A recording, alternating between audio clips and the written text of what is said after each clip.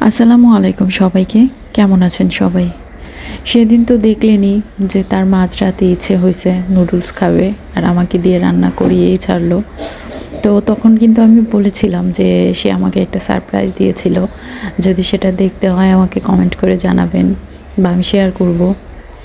তো সেই সারপ্রাইজটা হচ্ছে আমার আনরোমান্টিক জামাই হঠাৎ করে দেখতেছি সস দিয়ে কি যেন একটা লিখতেছে। তো আমি তো পুরাই অবাক, কারণ আমি লেখাটা দেখে যত না অবাক তার থেকে বেশি অবাক হচ্ছি এটা দেখে যে আমার আনরোমান্টিক জামাই কিভাবে এত রোমান্টিক হলো। তো যাই হোক, এরপরে দেখতেছি যে সে লিখতেছে আই লাভ ইউ।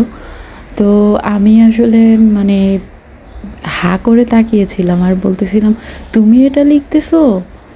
ও মা, চাঁদ উঠলো কোন জায়গা থেকে! মানে আমি অনেক বেশি অবাক হয়ে গিয়েছি যে আমার হাজব্যান্ড আই লাভ ইউ লিখতেছে, তাও আবার সস দিয়ে। এত রোমান্টিক কিভাবে হলো! তো যাই হোক, এরকম দুষ্টুমি করতেছিলাম, তবে যত যাই বলি ভালোও লাগতেছিল কিছুটা। কিন্তু আনরোমান্টিক জামার সাথে আমি আবার একটু রোমান্টিক কিছু করিনি, যেহেতু সে রোমান্টিক হয়ে গেছে। তো আমি আবার এই আই লাভ ইউটা দেখে একদম গুলিয়ে ফেলে খেয়ে ফেলেছি।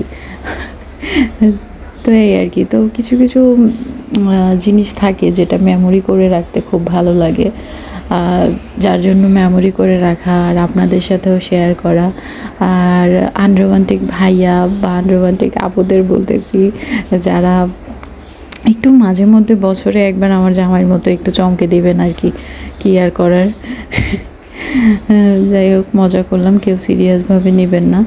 তো সবার ভালোবাসা সবাই প্রকাশ করতে পারে না, কেউ আছে ভালোবাসা প্রকাশ করতে পারে, কেউ আছে প্রকাশ করতে পারে না। তবে যারা প্রকাশ করতে পারে না তারা আসলে একটা অসহায়, কারণ তখন তাদের দোষ হয় সব দিক থেকে। আর ভালোবাসা বলেন বা যে কোনো কিছু বলেন, প্রকাশ করতে হয়।